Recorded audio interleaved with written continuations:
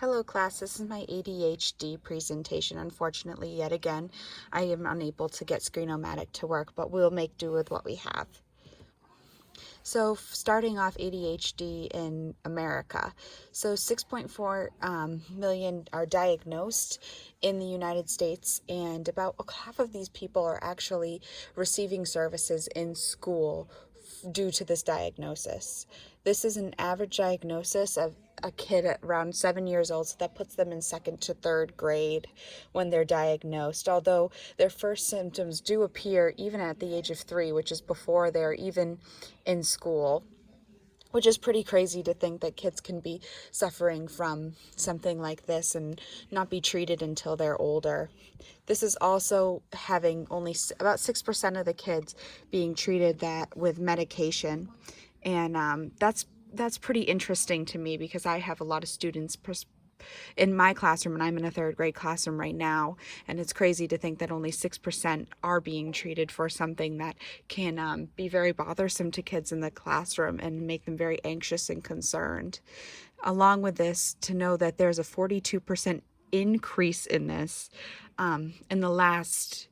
in this disorder in this last 8 years is pretty crazy to me, to think that America has been having that much of an increase in something such as this, and it makes me wonder what the reasons are, which we will go over later on. Also, it's an interesting fact to know that males are 3 times more likely to have ADHD, and that not many girls are actually diagnosed, although I did read a fact about seven times girls are 7 times more likely, still not as much as boys, but girls are 7 times more likely nowadays. And it was about a 2018 study that they will have ADHD. And I actually used an image of the lowest ADHD rate, and I live in New Hampshire, so it was pretty crazy to know that the West Coast is the least likely to have ADHD, whereas on the East Coast, it was actually a greater rate, which is where I live. And all these facts are from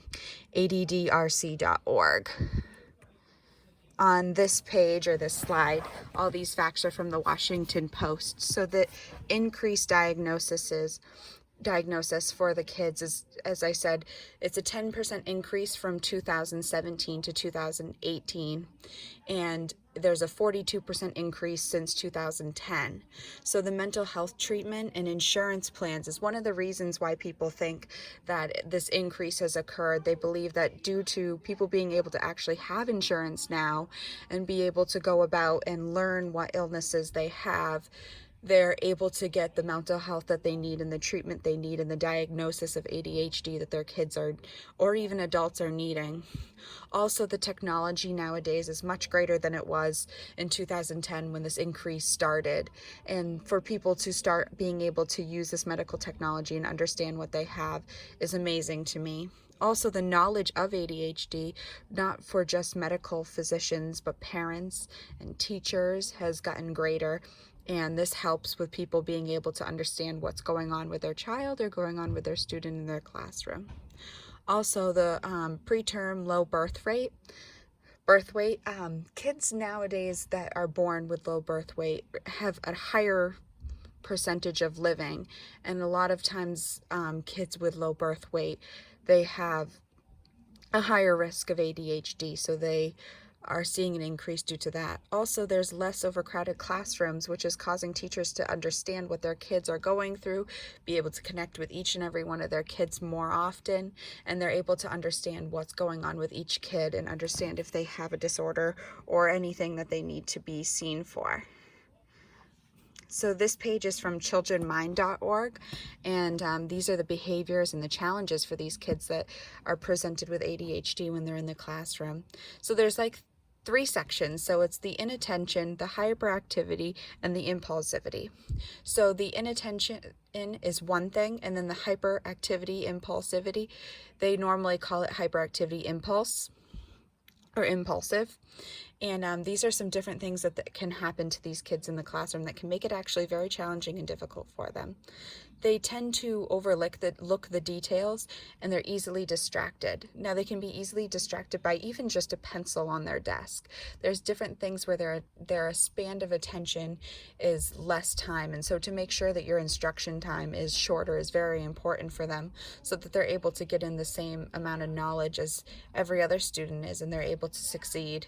They also have difficulty following your instructions. Sometimes that is due to the easily being distracted in the classroom. And when you speak directly to them, it sometimes seems that they're not listening to you or directly listening to you, and that's one of the signs or the symptoms that you should be looking for.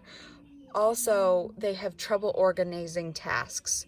So, for example, if a student has like a messy desk, or they have trouble understanding what to do first or in order, sometimes that can be a problem with kids who have ADHD. Also, they also fail to finish their tasks and their work tasks and their chores. Let's say at the end of the day, they have, like in third grade, we have a chore chart, and the kids each have an activity that they have to do at the end of the day. Let's say they have sharpening pencils or put up chairs. Sometimes they fail to do these, sometimes from not remembering, sometimes from being too hyperactive all day, and the end of the day can be sometimes a struggle, whereas mornings sometimes seem to be a little easier for these students. Often they'll fidget and wiggle, so sometimes if you give them a yoga ball to sit on, or you give them like putty to play with in their hands, that can help them focus and be attentive. They also have trouble staying in their seats, and they run and climb. And gym, recess, very important for these kids. It helps them to get their energy out, and sometimes that actually is needed for some kids. That's for the hyperactive, impulsive side. The inattention, that doesn't help as much with, but for the side, if one of your kids has more of the hyperactive inside of them, that they really need to get out their energy, that's very important for them.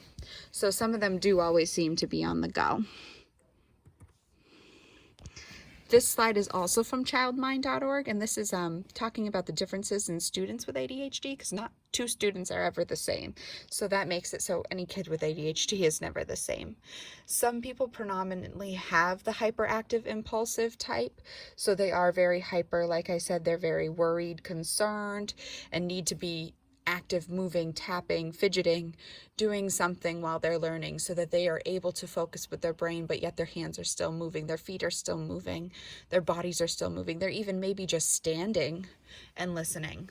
An attentive type, some have more of that. And with the inattentive type, sometimes it is also with the fidgeting, or even just understanding that after 5 minutes of instruction, they do need a break. They need a break for their brain to be moving, to walk, take even just a walk, so that they're able to just relax, breathe. Some kids with the inattentive type do have anxieties about things too. Also, you could have a kid who's a combination of the two that I just described, and to understand that there's different levels and different scenarios with each kid is very important.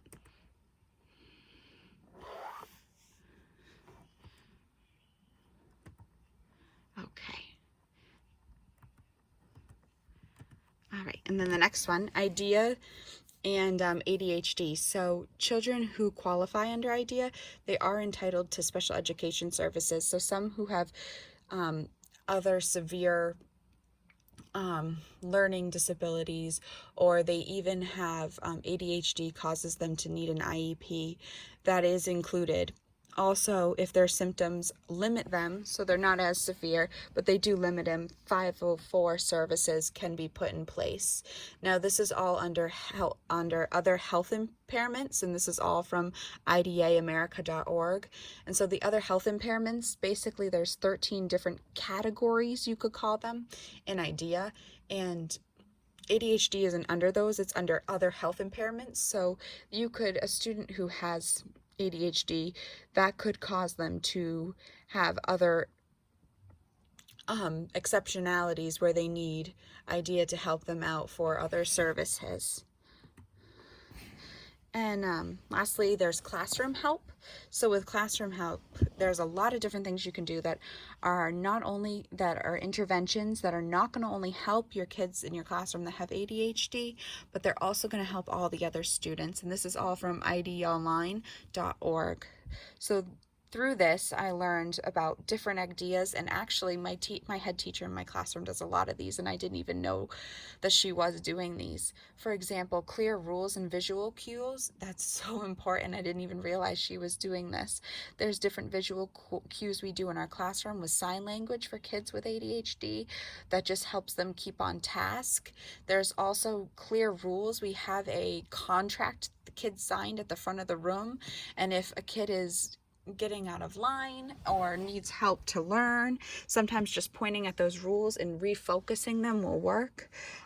Your task durations, using sometimes at the front of the room we'll put an actual clock that has a timer that you can actually see like a red line on that shows it slowly going down, so the kids are aware of the time slot that they have to be focused on their tasks.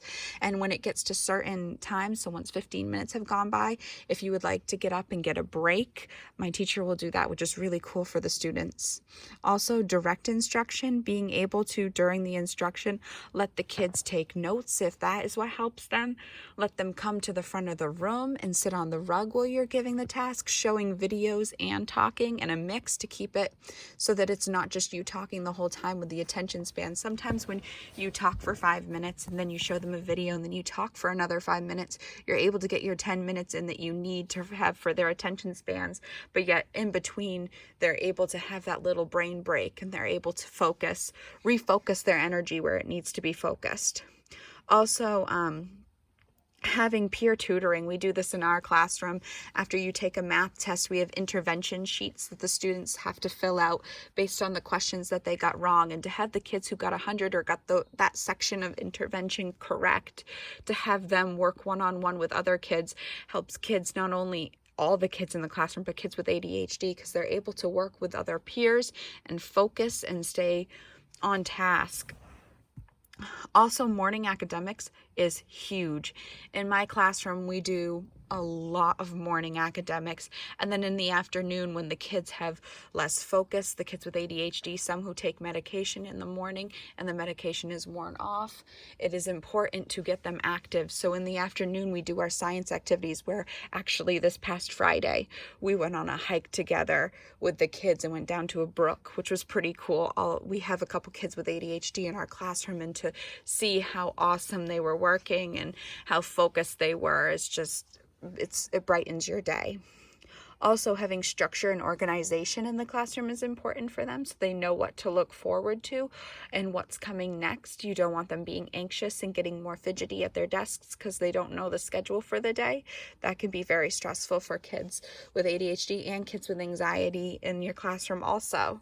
But lastly, productive movements is important. So during and between tasks, we do productive movements in our classroom. For example, yoga. We do brain boosters and brain diffusers, as we call them. So the brain boosters will help you get more energy if in the morning you're tired, and the brain diffusers kind of help mellow you out so that you're ready to learn. So these are the different things that I've learned about ADHD. Thank you.